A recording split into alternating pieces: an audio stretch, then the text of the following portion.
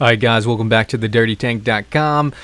Today we're going to do an aquascape. We're in my garden and I saw this dead bush and my dad was like, you know, this would make a great piece in the fish tank, and he's 100% right. So today we're going to shape this thing up. We're going to make a whole aquascape in a 75 gallon. Look at that bush, guys. And I think it's going to look really good. Oh, I got this toad. He was trapped in the wheelbarrow. We got tons of toads and frogs hanging out by the mini pond. And look at this little guy. Isn't he adorable? Helping him out, making sure he doesn't get stuck in the wheelbarrow. But this guy jumped and I lost him. Here's a slow-mo. Look at him. Look at the poor little fella. I did not mean to drop him. I looked for him, couldn't find him. So we're just going to get back to the build. So we found our statement piece, and that is this bush here. Now the goal here is to trim as little as possible with this still being able to fit in the 75 gallon tank. I am going to have to trim somewhat a good bit because while it looks amazing, I want to make sure, one, it fits, and then two, that my fish don't get all banged up going through those thin branches. So I'm going to thin it up a little bit for those two reasons. But guys, if you find like a petrified, a dead bush like this, go ahead and get it. Now, if you are going to collect driftwood from your backyard, you can do that, no problem, but here's some things you want to look out for. One, you want to make sure it's completely dried and completely dead, right? You don't want to see any fungus or any rotting on it. If you do, peel those parts off. And you want to make sure it's not green, right? Because if it's not fully dried out and dead, then it's going to get moldy and fungusy underwater, and you don't want that. But other than that, you give it a good wash, and you're good to go, or you don't have to get a wash. But guys, look at this. You can see how much I trimmed off. You can see there's just one main branch with all those little branches in it. And I had to trim off another big artery branch. And I'm going to put that piece back in later because it just wouldn't fit with it. But looking at this, it looks really good. But that right corner middle area needs some more branches. So we're going to go outside here in a minute and get some for that. So going back outside, you're about to see my dogs. This is Sam in the pink right here, and then we have Olive right next to her. They're actually mother-daughter.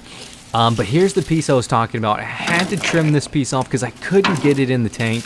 But we're going to put it in now, and I think it's going to look really, really good. So I had to play with it a little bit. I didn't show that, but essentially I'm using that hook piece towards the bottom to kind of hook in the root ball so it doesn't float out of the water as soon as I add, water to it.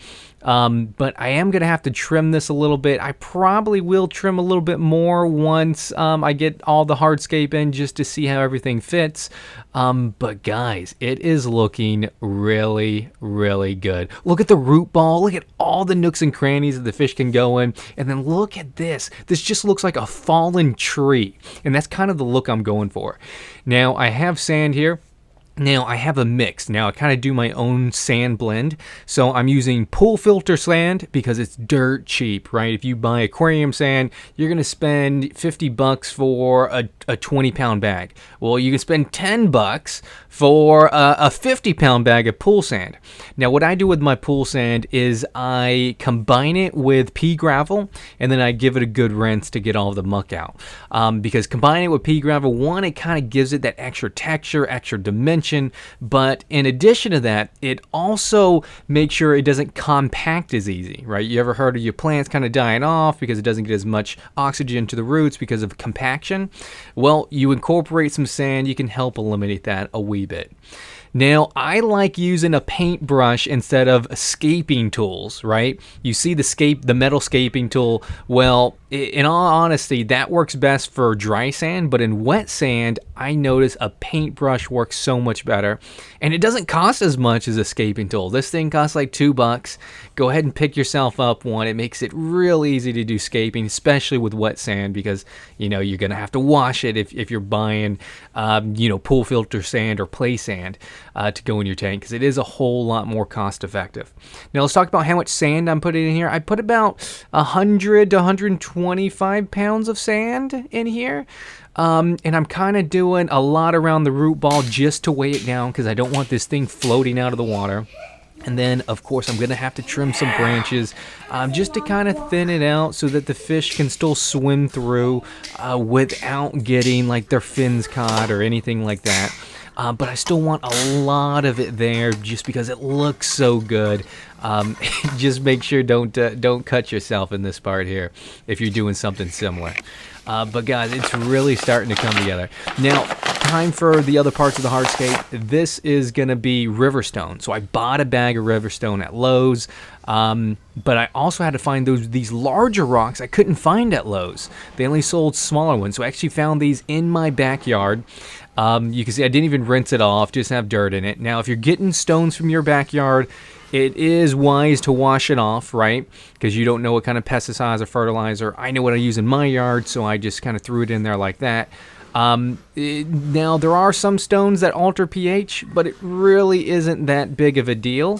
Unless you are getting a very sensitive fish, right? I'm getting more, very normal tropical fish, mollies, platies, guppies, angels, things like that. So even altering of the pH is fine. In addition to that, I normally throw in crushed coral to increase the pH anyways. So as far as what rocks do specifically to your water chemistry, normally it isn't a big deal unless you're getting a very particular species of fish, or if you are trying to get a very particular species of fish to do something like breed.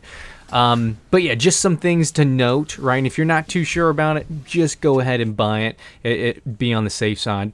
But the goal here with these rocks is I wanted to have a ton of rocks to the right, and then it slowly get less and less rocks as we go to the left. In addition to that, I need more rocks to the right to hold down the bush to make sure it doesn't float up when I put water in. Now I'm using this really small gravel just to make even more accents, just to add another element of texture. This really goes a long way, right? So you have the pea gravel mixed in with the sand, you have the larger riverstone, you have the smaller riverstone, and then you got these little tiny, I don't know, rocks, I guess. But it just adds another dimension, another texture, and helps tie everything together. And guys, I think it's looking really, really good. Now it's going to be time to fill this thing up. I'm having you on my time lapse here where you're going to see this thing just fill up absolutely quickly. It took like 30 minutes to fill this thing up because I didn't want to make the sand go everywhere, so I had it, on medium blast as far as the water flow, just so the sand wouldn't get everywhere. But it's looking pretty good, and it looks like the bush did not float up, so we're good to go to the next step. Alright, so as far as filtration, I am using a canister filter. This is just a Chinese brand or Amazon brand, and it works so far really well. Now, I do want to jump start my cycle, right? So the nitrogen cycle, if you don't know about that, look it up on another video. But essentially, I got to use filter media from my mini pond, and I'm just squeezing all the gunk out of it so I can jump start the cycle so I can put fish in much quicker. Now, I do this to all my tanks. I had a fish room before I moved here with 30 tanks, and that's how I jump started all of my aquariums, and I'm doing the same with the fish room that I'm building here. After I squeezed in, some good beneficial bacteria, I'm putting a couple plants in. So these are Amazon swords. Amazon swords are going to get ginormous. They'll get, 2-3 feet tall, and they'll grow a large vine, and they'll produce 10-12 more babies that you can propagate. So love Amazon swords. Also, I have some dwarf sag in here. This is a really good low-tech carpeting plant. It will slowly send runners everywhere across the tank, and it doesn't get too tall, so it's a really good low-tech carpeting plant. And then I'm also putting a little bit of Java fern in here. I want a ton of Java fern in that area, but only had one clipping, so that's what we have. Now, guys, this is probably about a week later. I have some rice fish and endlers in here from the mini pond just to make sure everything was good. They've been in there a week. They're looking happy. They're not looking stressed at all. So it's time to put in some fish. Now, we have some angels here and a gourami. What I did is I had my family go to the store, and they all picked out a couple fish. So my youngest daughter picked the angels here, and these are young angels, right? They'll get 2, 3, 4, 5 times that size, you know, maybe about 2, 3, 4 inches in diameter. They're going to look really good once they grow up. And then I also have a dwarf gourami in there. Look at them go. I like watching them just come out the bag and explore the tank. Now, in the next bag, we have some platies. I think we have a lemon, blue-eyed lemon pleco in there too. He's stuck in there. Guys, this guy did not want to come out. He's a little baby. Now, this is a variant of the bristlenose pleco. They'll get, you know, about 5 inches or so. But this is it, guys. This is all the fish. They're babies. They're going to grow in the tank. And then all the plants are also fairly young. They're going to grow, and I imagine in a month or two, this tank is going to look very well filled out with really tall plants. That dwarf hairgrass, or not dwarf hairgrass, the dwarf sag, you know, just propagating across the front and sides of the tank. Those angelfish getting much bigger. Well, guys, I can't wait to show you an update a couple months from now, but I hope you enjoyed this build. And hope you get to aquascape in something soon, because this was a blast. Until next time, guys. See ya.